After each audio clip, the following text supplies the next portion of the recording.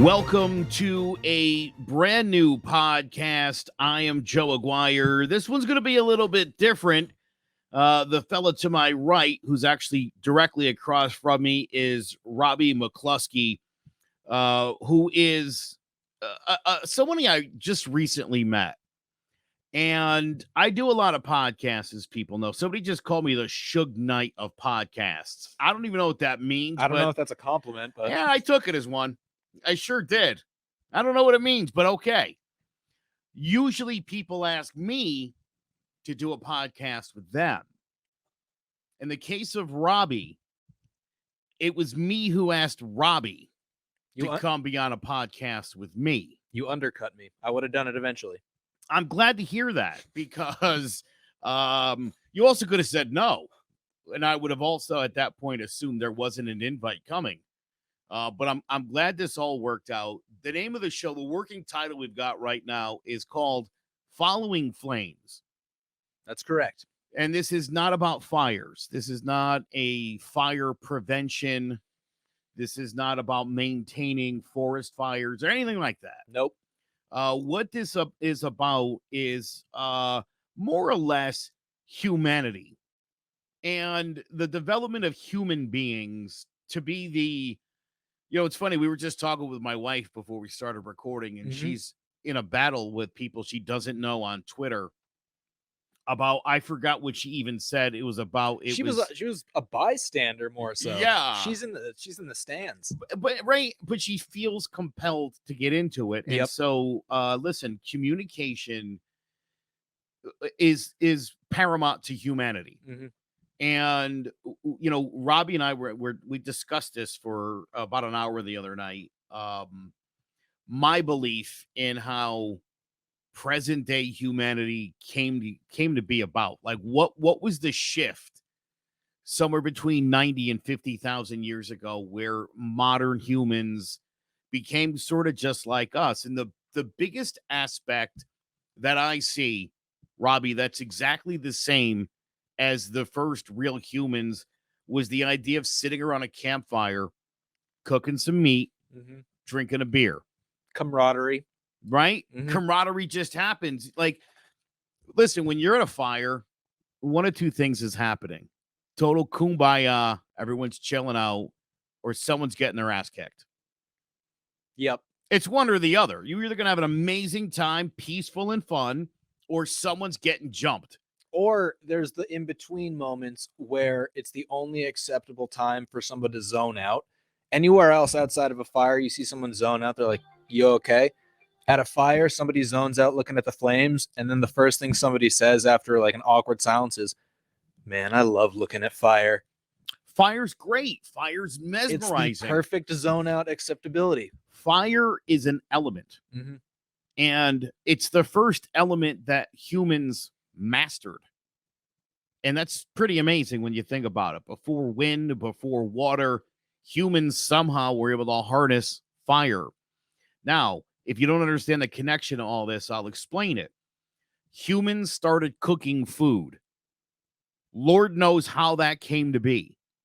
Whether it was they had fire in some tight quarters, maybe it was near the food cooked, and they were like, oh, that's actually pretty good. Because here's the shift that happened with the cooking of food was the stomach shrank, the brain grew. And we became obviously the most intelligent species on the planet, if you're not counting octopus. But we'll talk about them on another episode. Yeah, those things too much to talk about. Fascinating. For both of those topics. Yes, sir. So here's the other thing. The oldest known recipe for humans, beer. It's go on. I would assume it would just be like a cooked steak. Yeah, you would have thought, but no. Beer. They had beer pretty early on in things, and so again, I'm thinking to myself, you're sitting around, you are cooking meat, drinking a brew, and as you're waiting for the food, what do? You just start conversations. And so what happens if you're like a prehistoric human? You don't have language yet. Right? You start to try to communicate, and of course, that's eventually going to lead to language, which leads to friendships and relationships, which leads to what happened about 11,000 years ago, where humans who, and I don't think most people know this, Robbie, that Homo sapiens were down to about 3,000 to 4,000 left on the planet. I don't think odd skews in population numbers from that long ago really crosses people's minds, but it is interesting to even contemplate being, I don't know if we'd consider it an endangered species, but definitely tiptoeing that line and to luckily come back from it, especially when there's probably, I mean, we've killed off a lot of intense predators for sport or just for hunting purposes for clout. But back then, world's so much more populated with all those terrible predators. So tiptoeing the line just based on numbers, tiptoeing it also based on luck and the predatory nature of the entire planet at the time. Louis C.K. does a really funny bit about how we removed ourselves from the food chain. And he was like, imagine if there were still like cheetahs chasing you to the bus stop, like you would be dead. Imagine if you had to go out and hunt for your own food every day. Most of us wouldn't survive that first afternoon, right? It would be bad. So I got a book. It's called The History of Everybody in the World. It's by a doctor whose name is totally escaping me. He's a PhD. I'll tell you the name when I look it up in a minute. But I read about the Human Genome Project. Do you know much about this? Oddly enough, my personal trainer's husband worked for the company that mapped the human genome. So that's insane. He was a pretty high up part of that company. I love that. So as I started to read about the Human Genome Project, I just became fascinated with Africa, right? Where it all sort of began. And I told you this. This is something about me that people should know. And you can laugh at this because it's funny. I watch a lot of videos about lion prides, like in action. I've gone down stranger rabbit holes. Yeah. I have a favorite lion pride, the Mapogo brothers. One of the great coalitions in the history of lion coalitions in recorded human history, right? That's how much I like lions. But because I'm just fascinated by, and you know what I think about, Robbie, is again like early modern humans. How in God's name could they survive? Because look at us. Again, understand for the last 90,000 years, this is it. This is what humans were surviving with. They weren't fat. We were smaller too, height-wise. Yeah, we're shorter taller than we've ever been now. That is correct. That is 100% correct. How in God's name were they able to compete with lions, hyenas, who actually have a stronger bite than lions do? Did you know that? I didn't know that. No. Yeah, they have one of the strongest pressure of any species. It's comparable to alligators. I was gonna say alligators must be another one then. Yeah, right. I mean, again, everybody knows alligators, crocodiles are very well known for the bite pressure that they put down. Hyenas actually are better at, or have a stronger bite than lions do. So cheetahs and leopards, panthers, jaguars, no matter where you go, mountain lions, cougars. We're just talking about big cats, which is just a small percentage of it. Yes.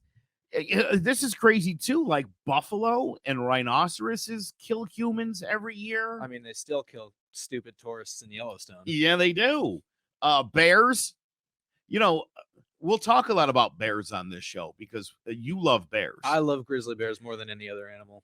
Grizzly bears are on my top 10 list, I'll tell you honestly. And when it comes to outside of Africa, they're number one.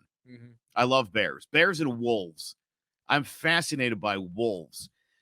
Something people might not know. Only the alpha male and female mate. Yes. No one else is allowed to mate in a wolf pack. That's why they eventually have to leave and go start their own packs, because they want to be able to mate. That's like I heard survival of the fittest and fighting for a mate, but literally just keeping the top ones. Yeah. And their cubs get preferential treatment. They're like the prince and princess of the pack. So, You know, Class they gotta, systems. yeah. Well, Yeah. and again, you know, in not to be too weird, but like in these lion videos, you know the term the lion share. It's because the male lions, whether they were in on the hunt or not, they get first sitting and they eat until they're full. Then the lionesses, who actually are in charge of the pride and do Well, all they're the hunters. they do all the hunting, Yep. and they get to eat next, and then cubs and yearlings go after that. That's like 3-year-old lions. That's and again, if you're a male lion, you're about 3 years old, you just know one day you just get up and you're like, I gotta go, and you leave. That's crazy. Like, they just know. You know, you don't have a 30-year-old kid living in your basement, and it's, you know, you're like, all right, listen, Junior, it's time to get your life together. When you're a lion, dude, you're like 3 years old. Well, even not even just lions, but other big cats are even way more secluded than that. They might be with their mother for a short period of time, then they're on their own.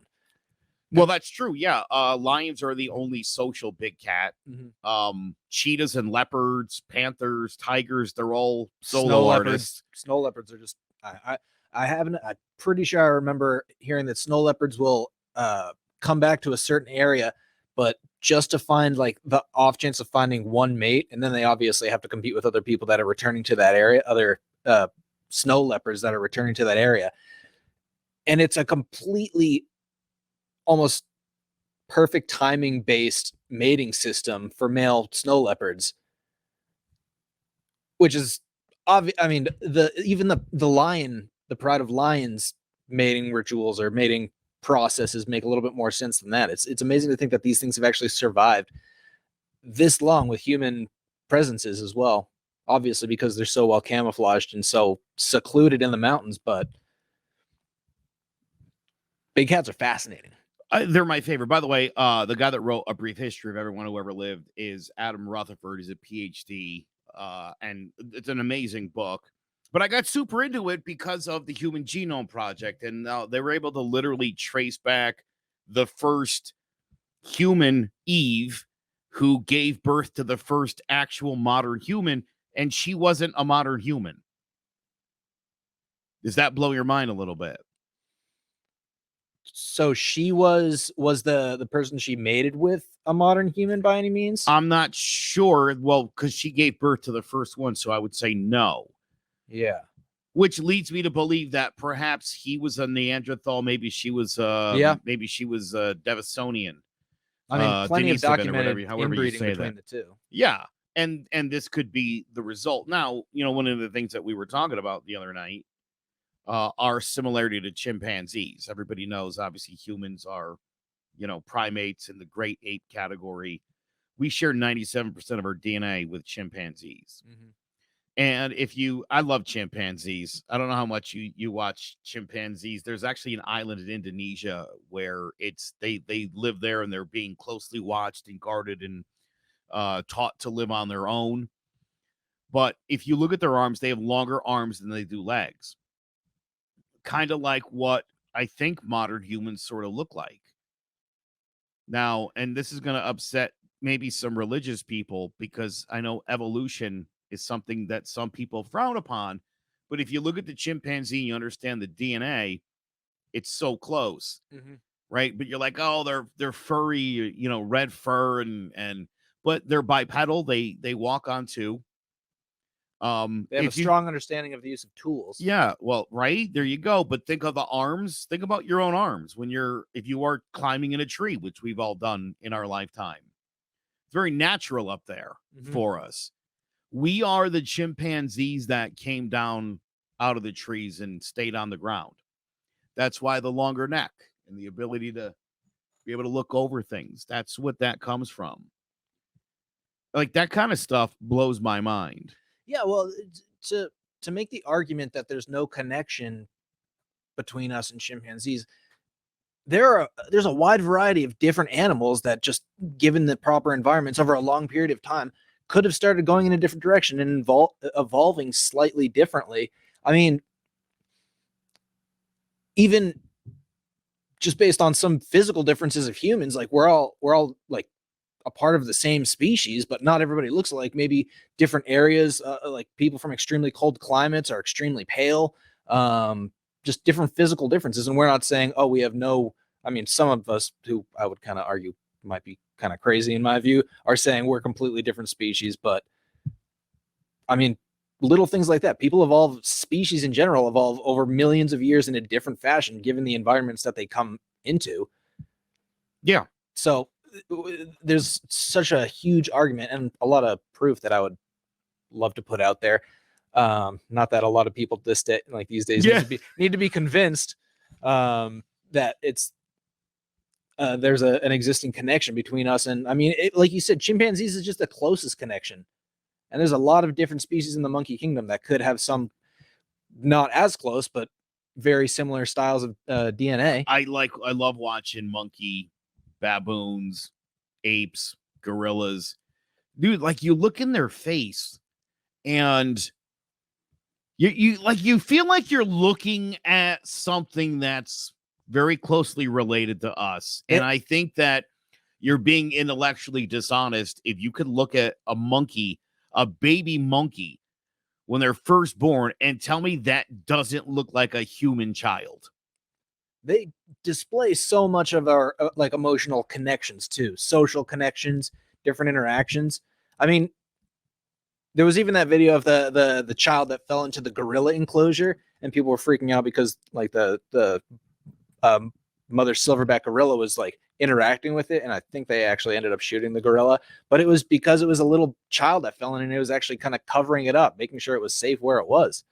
So they have that level of consciousness, obviously not on the human level, but the ability to interact. And I mean, yeah, it's you look at I don't know if you've seen the movie Mighty Joe Young from Disney Channel. It was I think Bill Pullman back in the 90s, Charlize Theron. It starts with like a baby gorilla losing its mother, as well as this child that was friends with it losing her mother. And it's just like a complete similarity and connection. Obviously, it's a movie, but they've been experienced, like Jane Goodall experiences emotional connections. Oh, sure. Oh, I'll tell you something crazy. I saw a lion and a tiger were in a reserve in basically no bears, giant no bears, but in big like it's like just acres, and they were separated by a fence, and they would both sit by the fence every day. And they got to be like friends. And one day they were like, should we let these two hang out? And they did. Mm-hmm. And this tiger and this lion are like best friends. They basically form their own little pride together. Like animals. So we're going to talk about a whole lot of stuff on this podcast. And, I think when it comes to social issues in American politics, right? I do a politics podcast on Fridays called Divided We Stand. Mm-hmm. And like, that's all fine and well. I enjoy doing that. We're going to talk about some of this stuff again, only in the sense of like how the human mind works. One of the things I talk about on that show a lot and on other shows that I do, and I think it's worth noting, is 77 years ago, Robbie. How old's your grandfather? Late 80s. Okay. So in this dude's lifetime, we are very close, but I don't know his exact age. That he just caught me off guard there. I was just glad you weren't like he's dead, because usually when I ask stuff like that, that's the answer I get. Like, yeah, he passed away 4 years ago, and I'm like, oh, geez. Reason I say it is, right, so this happened in his lifetime. I don't have any surviving grandparents. My dad's 75, so he was born actually. I think my dad was actually born in 75. My dad's literally almost the same age as your dad. Oh, is that right? Yeah. Oh. He was born in 49. Oh, all right, good. So, and in England, so that's interesting. Pretty much a brand new country just from rebuilding alone. That sounds like something we'll have to dig into on this show as well. But yeah, just we're very tribal. Humans are tribal, and why wouldn't we be? We're animals. And I think if you can get over the idea that we're animals and not some special creature that was made in the image of God, if you can understand that we were a monkey And again, all monkeys and all primates are show higher levels of intelligence and can do all sorts of really cool things. If you consider that humans are just an ape, everything about the way we behave makes a lot more sense. Yeah, and I would argue in the context of someone who might not believe that, it's a lot of pressure to say, you know, we were created as this like golden image of God. That's a lot of pressure to try and live up to, as opposed to when I hear like we come from chimpanzees, I'm just like, okay, you know, we've conquered a lot of things. If I'm feeling down about myself, I typically don't go to we used to be chimpanzees, but it's like we've got a history of growth, development, conquering, overcoming obstacles, as opposed to just being, as Dennis Reynolds would say, golden gods. I went to Catholic school, so I learned about creationism and all that. And I remember the first time someone explained evolution or explained that humans were related to the monkeys, I was like, maybe you are. And then I like looked at a monkey and I thought, ooh, yeah, I see it. Right? I mean, you just look and you see it. And you know, here's another one, pigs. Pigs share a lot of similar, I think 90% DNA with humans, if I'm not mistaken. Now, have you ever heard a pig as it's being slaughtered? Yes, but it sounds like it's like I've heard pigs squealing. I don't think, like, I've never been there firsthand account. They sound like a child, a human child screaming. That's what it sounds like. And so I'll be honest, I haven't heard a lot of human child screaming, but you're also a dad. I'm a dad of 4, so trust me on when I tell you, it's what it sounds like. I remember the first time I heard these pigs being slaughtered. Don't ask me why I was watching that video, but to hear it, I thought, oh, dude, now this makes sense why people were anti-ham and not wanting to eat. Like, if you look at that little piggy face and you hear it screaming like a child, I could see where that wouldn't sit right with people a couple thousand years ago. Joaquin Phoenix went to the pig slaughterhouse after he won an Oscar just a couple of years ago. Trying to get attention probably through that. I like animals a lot, but I am not by any means a vegan or somebody who, you know, listen, we got to eat. And again, take out the religious crap. Consider we're animals. Animals eat animals, except for the animals that eat plants. I would also say, have the animals considered tasting worse? I don't have a problem with veal either, I'll be honest. I like a lot of I like veal. Stuff I haven't gotten. I'll appreciate different tastes. Yeah. Veal, you know what veal is?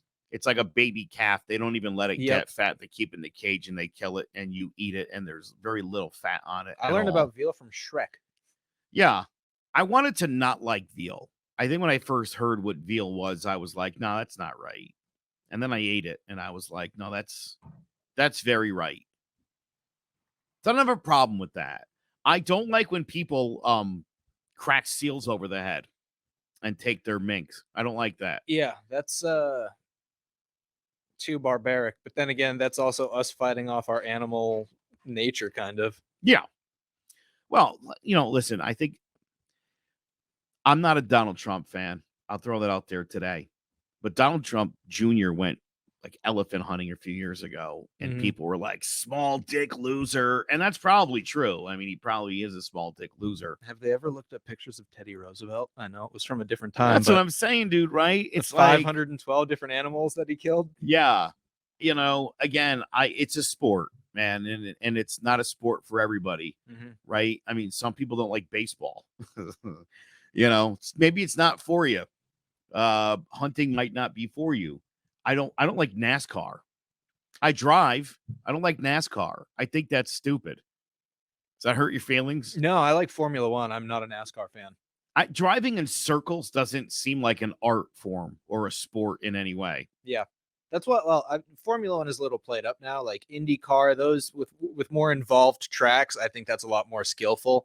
But then again, I've also never been in a NASCAR race, so maybe I'm sure it's exciting because you're driving really fast, but I don't know, an obstacle, a windmill, something, because a jump. Listen,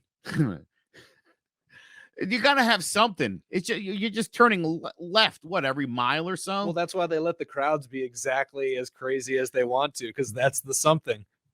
A lot of noise and people racing, and then the rest of the time is spent just looking at everyone around you.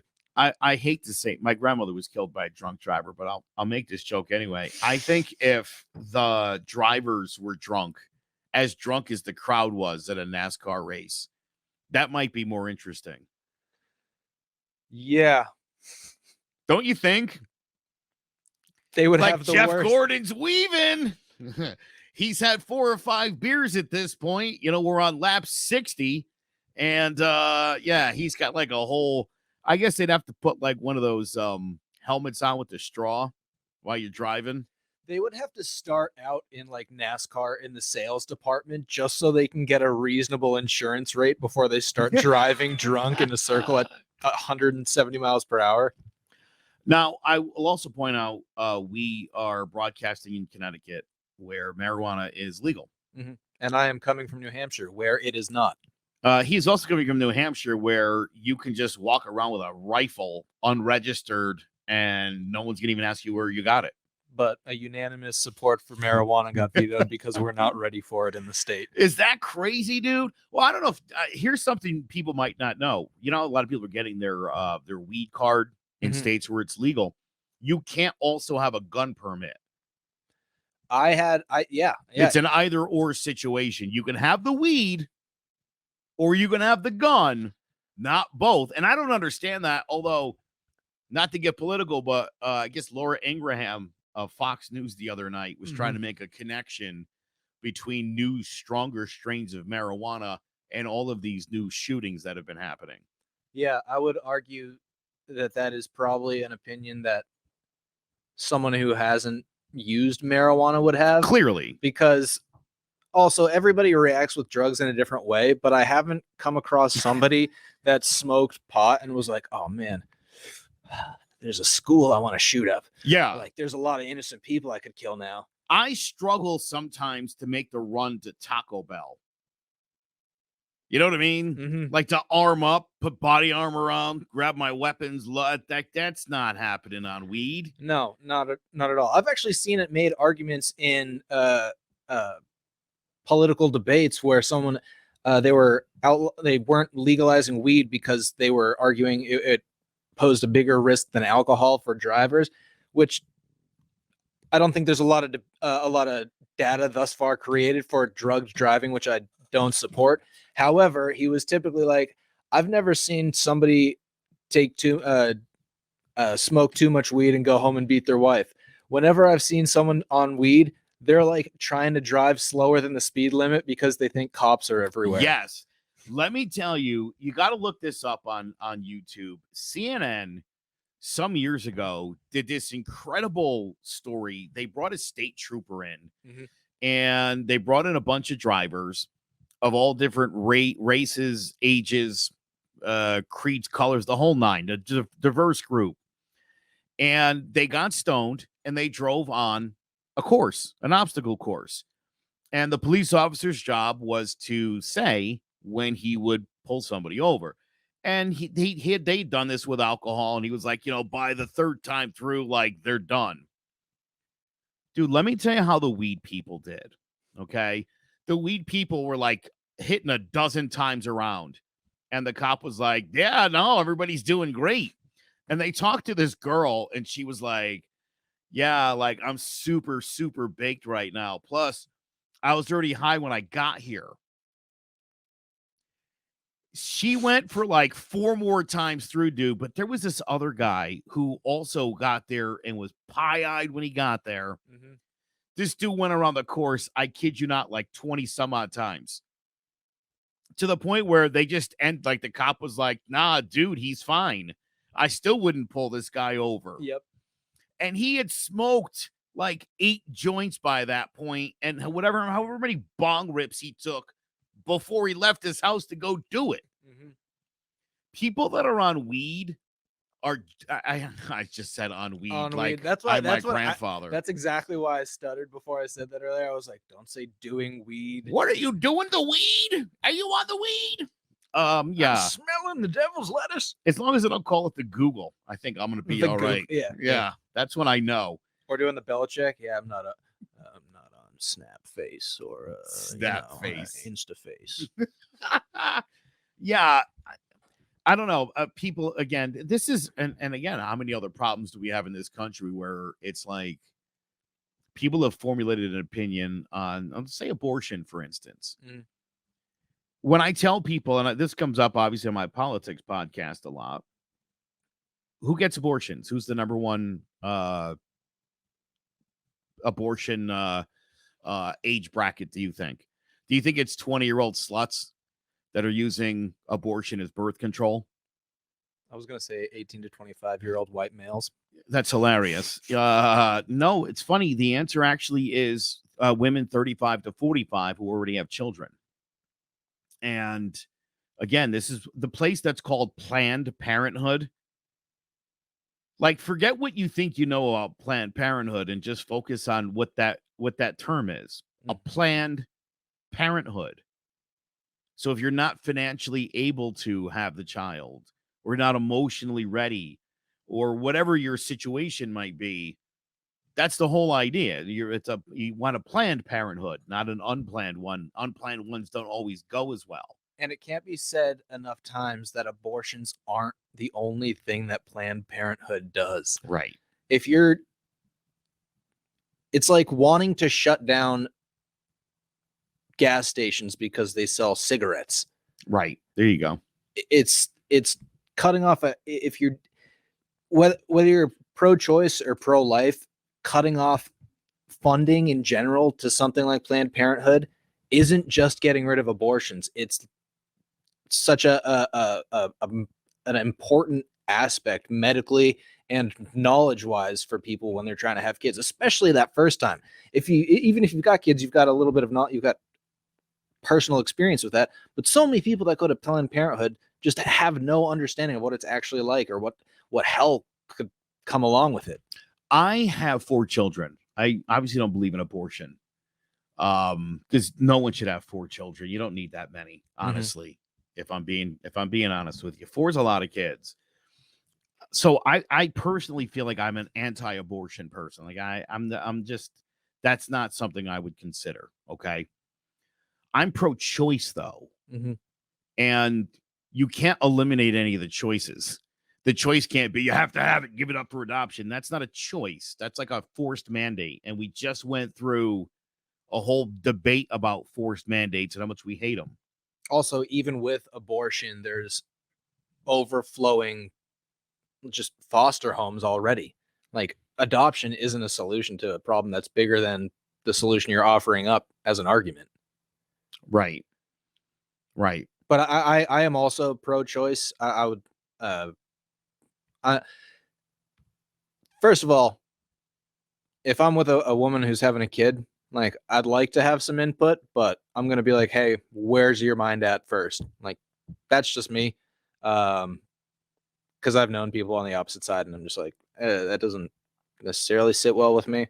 But when it comes to just, like you said, the mandates of something, I think everyone is, if you put something in a blanket statement like that, like, it was almost like the skit Republican or Not from SNL, and they were like, this is Jimmy. He wants people to have their own say over what goes on with their body. Is he a Republican or not? Oh God, yeah, I saw and that. They were that like, was funny. What context is this? They're like, that's the whole show. Yeah, that was hilarious. The woman was like, I'm from Ohio. I'm really good at this. And she wasn't. Yeah, dude, I talk about this like all the time. Like, I feel like, right, if you were one of those people that bitched about having to get a vaccine and wear a mask for the last couple of years, and you're like, no abortions, it's like, oh my God, dude, that my body, my choice thing, you don't even feel the irony there. No, that's insane. Now, I had a buddy, and I understood his stance on this, but in the end, I'm going to explain this to you. he was like adamant about abortion being banned. And I was like, what is your obsession with abortion being banned? And he told me, been seeing this girl. She got pregnant. She told him she was having an abortion. She went and had it behind his back. And he was pissed. How dare she? And the more I got to know this guy, the more I realized she knew what an asshole he was and clearly didn't want this douche to be the father of her child. So there's that too, because listen, in a lot of these states, man, if that thing does get overturned, if your dad got you pregnant or just some random rapist that came through your window, you have to have the baby. Yeah. Yeah. And it's so disturbing that people are like, that's still a blessing. Like, it's unfortunate Well, that happened. and do you see where we are again, Robbie, when people talk about it's a blessing? Because how did the baby get there? If you ask my ex-mother-in-law, who lives just outside of Atlanta, Georgia, it's because God put the baby in there. Yeah, I'm actually glad you asked me that as a rhetorical question. Yeah, no, I didn't want you to. We'll do a sex education episode in the future, but yeah, God didn't put the baby in there. I'll explain it all to you. Right? Semen fertilized an egg, and that's how the baby was there. It's not a special blessing. It's just, again, listen, if you think that life is super special, you should watch videos on wildebeests and zebras giving birth, because I would tell you about 1 in 10 survives. The rest get eaten about an hour after they're born. If there is one miracle aspect about getting pregnant, it's the fact that one cell outraced like 1,000 and just won a giant race for the first thing to do to become a life form. That is insane if you think about it. Yeah. That thing It's doesn't just even like know the what it's Boston doing. Marathon being released inside. You'd be like, get to the finish line first. Now, listen, some people have slow swimmers. Does that mean God doesn't like those people? Or is that a medical condition? I mean, I was a varsity swimmer, and I can tell you no one on the team liked a slow swimmer. My cousin spent like $120,000 on IVF, in vitro fertilization, to have their kid. Oh, yep. Yeah. And he's a great kid, and I know they love him to death, but I don't know, man. I don't think I could spend that kind of money to bring on those kinds of problems. I can't even spend that kind of money on myself. You're gonna 120 grand. 120 grand so that you could spend about $450,000 to raise one. It's a big investment, and there's not a lot of ROI. Yeah, well, if you've got that kind of money, your kid's probably gonna have a good chance of doing well. So Now, it's an investment. That's why I would have a kid. It's a long-term investment. I'll tell you what's nice is the tax break that you get when you have a kid, especially if you have the kid late in the year. Why late in the year? Well, because you fall into the tax bracket. And so you'll have had all your money taken out, say, as a single guy with no dependents. And then your kid's born December 25th. I'm telling you from experience. And yeah, now you're retroactively a dependent. You get that credit for the whole year. You had a kid on December 25th? I did. My daughter was born on Christmas Day. Did you guys have like a full dinner made, or no? Or was it expected? I don't. You're asking a great question. What was the due date? I don't really remember. I want to say maybe it was the 24th, or maybe it was the 20th. I don't remember. All I remember is we got up Christmas morning, and my wife walked downstairs. The kids were like, "We're gonna open our presents," and she was like, "Hey, my water broke." It was like 8:30 in the morning. The baby was born at 11:52 that night. Oh my God. So we spent all of Christmas 2012 at the hospital. And oh yeah, it was terrible. Because my wife can be, that's not a pleasant experience for women. Yeah. Well, I never made that assumption. Yeah, it's not. If you even thought a little bit that it did, it's bad. But yeah, that was a whole day in the hospital. And as a matter of fact, at 11 o'clock, they made us go to sleep. They were like, "Look, the kid's not coming. We'll get up in the morning. We'll try again." And I'm looking at the clock and I'm thinking, dude, if this kid's not born in an hour, her birthday is going to be December 26th, Yeah. which sucks even more than actually having your birthday on Christmas. And then I thought about this. We do a big family get-together Christmas Eve, and then we all get together on Christmas Day. No one's coming that next day. Your birthday sucks if it's the 26th, the 27th, the 28th, the 29th, or the 30th of December. I would pay $120,000 just to bribe the doctor to write 25 on the birth certificate. Just so we can be like, man, this is going to be every year with this. Can we just please make this a little easier? Like, this kid's going to feel so unimportant. So this is what our show is going to be about. It's going to be a lot of this kind of stuff, and we're going to delve into, again, just super interesting things that we're both fascinated by. We'll be talking a lot about outer space. One of the things I recently learned is there's a 250,000-mile hole in the sun, and scientists don't know what's going on there. That recently developed? Yes. Yeah, that's what was in, I think I saw it in April. And I thought to myself, I know Johnny Depp's, got a civil trial, but why aren't they talking about this giant hole? And nobody knows why there's or if it's always been there. They don't even know. Yeah, I mean, I'm still a little bit more interested in Johnny Depp, but no, I'm just kidding. Yeah. What a fascinating trial, by the way. Yeah, that was, oh God.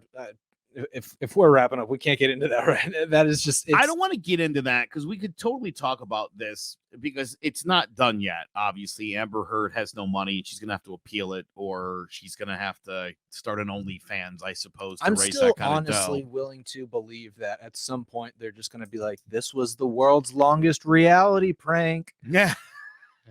Dude, it's funny. All during that trial, I was just waiting for the judge at some point to just look at her and be like, Miss Heard, we just want to wrap this up.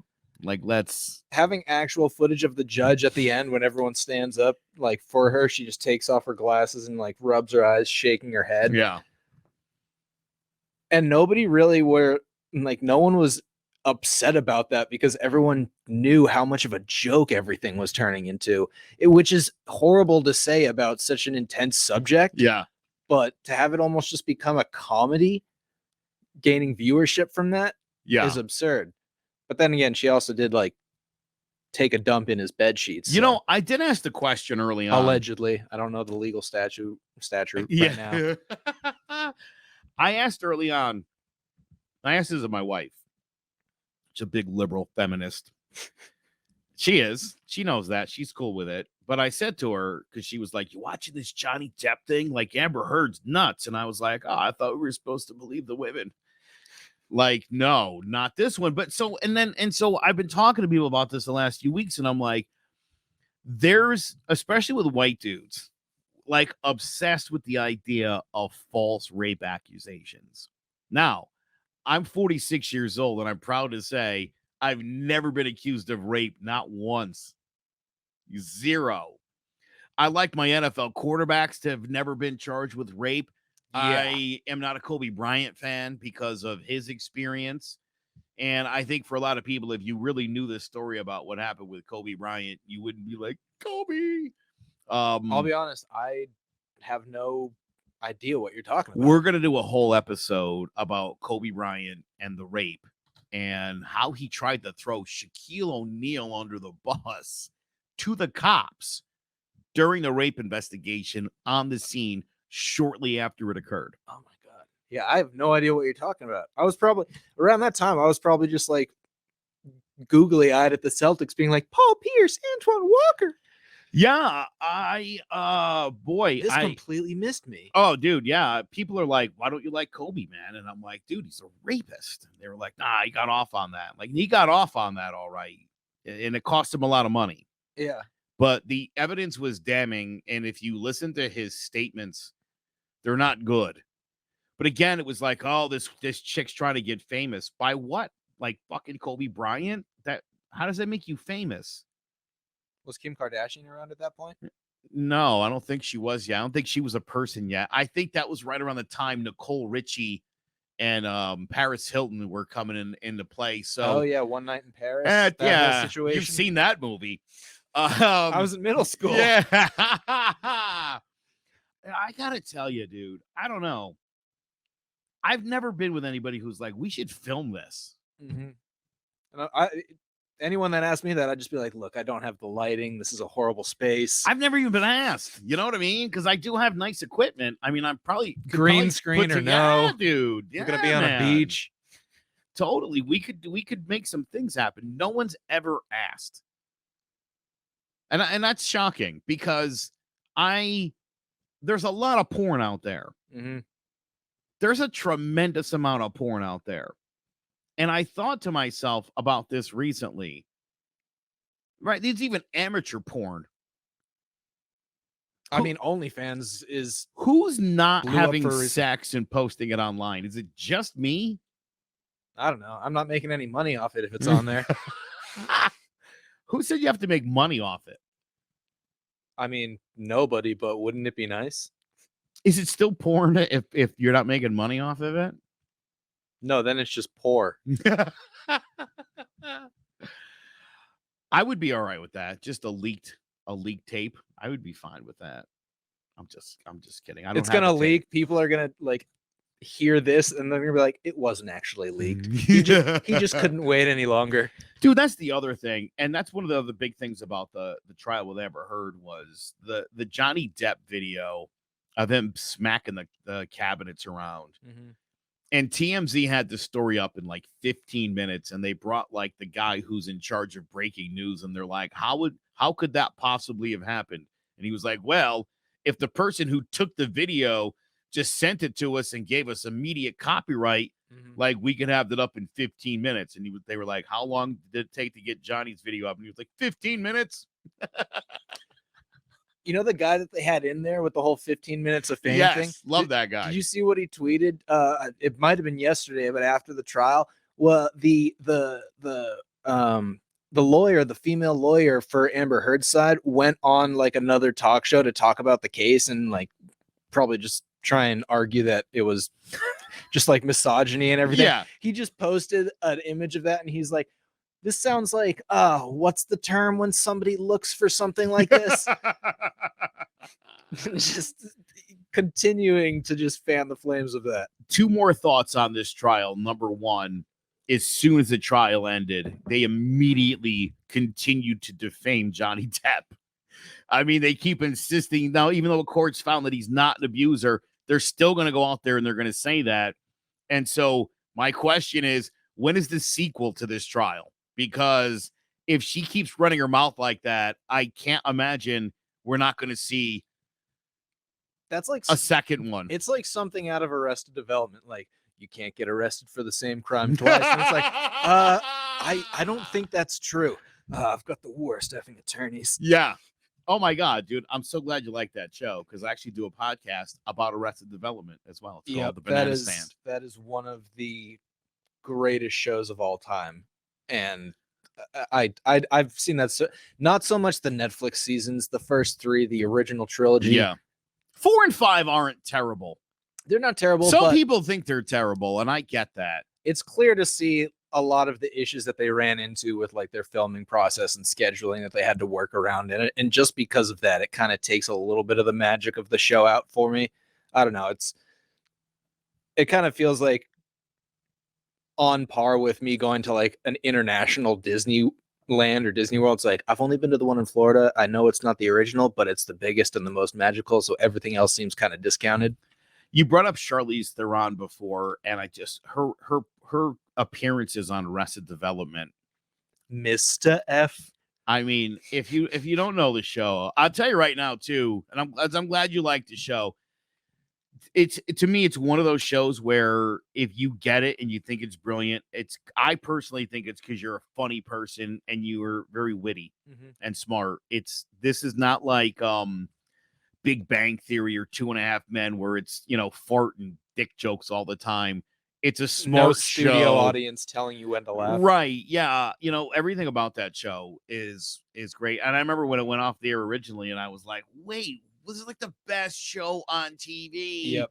And then I saw the ratings were like putrid, and it's like, dude, what? But also, Fox really, they had a really good show here, but they used to run Arrested Development like during the animation block on Sunday nights. It was like Simpsons, Futurama, Family Guy, and they would just stick Arrested Development All in of the those middle of shows that. Fox messed up with as well. Yeah, well, yeah, dude. And again, it's like, The Simpsons, you can be a dumbass and you could still love The Simpsons. You're just catching the first joke and not the one that comes right after it that we're all laughing Or at. the next 3 jokes, frankly. With Arrested Development, if you're a dummy, you won't understand, or you won't even see why it's funny. They'll indulge you every now and then, but Sure. that's probably like, yeah, that's just crumbs to the entire piece of bread. I had a buddy try to make me watch Portlandia. Have you ever watched that show? I've watched some of it. It's just it missed me. Oh my god, dude, it hurt watching that show. Really? Oh, it was so stupid. I was like, my buddy was like dying, and I'm like, oh my god, this is like the most unfunny thing I've ever seen in my life. Is it like different skits about Portland, or is it like a continuing plot and story? I only saw the one episode. Have you seen Documentary Now? But it was terrible. No, what's that? That's Fred Armiston from Portland. Yeah, I like that guy. I do, and I would like to laugh at him, but he's not funny. It's essentially like they're making fun of a lot of different documentaries, and Helen Mirren introduces every episode. Like it's like a really high profile. They did this one about being like a 70s California rock band, but they're originally from like Ohio. And it's almost like a making of the music documentary about the Blue Jean Committee, because they just wore like Canadian tuxedos. It's so well done, but then there are just other episodes that completely fall flat. And it's with Fred Armiston, in my opinion, I think he's incredibly funny, but it's just so hit or miss a lot of the time. And I think Portlandia, that's why it never caught on for me, because it was just like I had to find the right things and I didn't want to look. It's Armiston. Stop calling him Armiston. That's hilarious. Armiston? Oh, I thought there was a T in there. No, so I want to say something, because we're getting ready to wrap it up here. I want to say something that I think some people might find controversial, but it's about acting and actors and people that people think are really funny. And I'm curious your take on this guy. I think Will Ferrell sucks. I didn't like him on SNL. And as someone who's been in broadcasting like my entire life, I thought Anchorman was the stupidest, most unfunny movie I've ever seen in my life.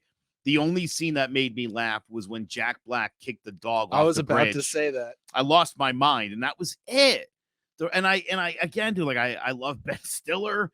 Like everybody in that movie, Steve Carell, great cast. I like Christina Applegate. Like I went in and I remember like the movie ending, and I thought this wasn't funny. Yeah, okay, so I'm actually kind of glad. I don't hate Will Ferrell, but I think too many of his roles, or a lot of his skits or appearances on like late night shows and stuff, they just lack any comic substance, and they get by on Will Ferrell's personality. That being said, like The Other Guys is one of my favorite comedy movies, like top 3 favorite comedy movies. I think it also is because it didn't rely on Will Ferrell's typical just like Step Brothers or Anchorman type really exaggeration. Those movies don't really take a high place in my personal favorites. Like Other Guys, because there was a lot of subtle humor, subtle lines that turned into comedy. The Lego Movie for the same reason. Like if you've got I don't want to say like more intelligent, but just unable to process very subtle, witty jokes that might be very obscure references that a lot of those movies make. That's what I enjoy. And I thought The Other Guys had a lot of that. With Anchorman or Step Brothers, a lot of it was just absurdity, like for comedy, which I've never really gotten all that connected to, unless it's stuff like Jackass, in which case, yeah, Jackass is a different level of that. I like Steve Carell a lot. I think Steve Carell is great. I was glad when he left The Office. I thought The Office got a little bit better when Steve Carell left it. And the reason I say that is, first of all, I feel like he should have been fired in season 1. Michael Scott would have been fired from The Office. Like, dude, some of the antics were so over the top that I like. Right, like I'll following the watch The GPS's Walking directions I'll into a watch The lake. Walking Dead, and I'll suspend my disbelief, right? Like, okay, I'm watching a documentary, right, about an office with a manager who's obnoxious and trying to be their buddy, and sometimes says or does inappropriate things. That's what she said. I love that. You like that you could see a boss, doing that. Some of the stuff is so unbelievably over the top. Yeah. And it didn't my point is it didn't need to be. Mm-hmm. And I don't know how much of that maybe was just Steve Carell kind of running with it, like in the vein of a Will Ferrell. I thought that was some of the worst kind of stuff. Yeah, I like Arrested Development because I think they got that kind of awkward stupidity to a very good level. And I'll admit right now, Steve Carell like typically ruins things for me. Like I don't know why, but Okay. I saw Evan Almighty and it just red flagged Steve Carell in my mind forever. And I've tried to overcome it, but it just doesn't work. But The Office just went above and beyond that awkward, kind of over the top, almost like cringy humor. And that just made me uncomfortable. So I could never really get into it. But an example in The Office that I always thought was just like not funny when Dwight, and I love the feuds between Jim and Dwight, all that stuff. I think that's a great like recurring bit. But like when Dwight was following the GPS into a lake because it was telling him like to turn right here, and he just goes right into a lake, and I'm like I cannot suspend my disbelief at like to that level. What would you do if I told you I drove into a fenced-in lot because a GPS told me to do it? And I guess in my heart thought maybe on the other side of the lot, there might be a way to get to the other side. And there wasn't. I had to turn back around and go all the way around the block. But I've done that. But I would assume you'd be smart enough not to go down a declining road. Robbie, I don't know how far I was willing to take it. You know what I mean? If there had been a lake, would I have driven right into it? I drove into a parking garage once. I destroyed a radio station van by pulling into a parking garage that I knew I didn't have access to clear. You're talking to someone who just lived like 3 miles away from the 11-foot-8 bridge. You ever seen that? Yeah. 11-foot-8. Yeah, that's in Durham, North Carolina, where I was at for a while, and they still have the CCTV cameras pointed at it. Yeah, totally worth it. Yeah. It is, yeah, because it's 12'4" now, and people still run into it. Just Penske trucks usually now. I got caught behind one. It was great. That is great. All right. The inaugural episode of Following Flames. I like this. This is fun. This is a fun show. And I'm not going to ask you to tell us what you want us to talk about because I don't really care. We'll talk about fun and interesting topics, and we'll try to make sure that we know what we're talking about. And as you can tell, we're always going to stay on those 1 or 2 topics. Yeah. I had some stuff written down here, and I don't know if we even touched on any of it, to be honest. But that's fine, and that's what this show is going to be. We're going to talk about. I like to. I read a lot. I watch a lot of stuff, and I like to share it with people. And my wife is so tired of hearing about it. I thought I would put it to good use on a podcast. And again, couldn't think of a funnier or smarter dude to do this with than you, Robbie. Me neither. I couldn't find anyone funnier or smarter for you to do a podcast with either. I appreciate that. That was like when Dick Cheney was in charge of fighting George Bush as vice president. And 3 months later, he came back and he was like, "It's me. I'm the guy." Like, oh, you're never going to be on my search committee again. I looked at every nook and cranny in a hall of mirrors, and I could only see myself in this role. Yeah. The more I met with these people, the more I realized I should just do the job. Right? Like, come on, dude. By the way, Dinner for Schmucks is a Steve Carell movie that not a lot of people have seen. I think it was panned by the critics. I watched it. I thought it was a hilarious movie.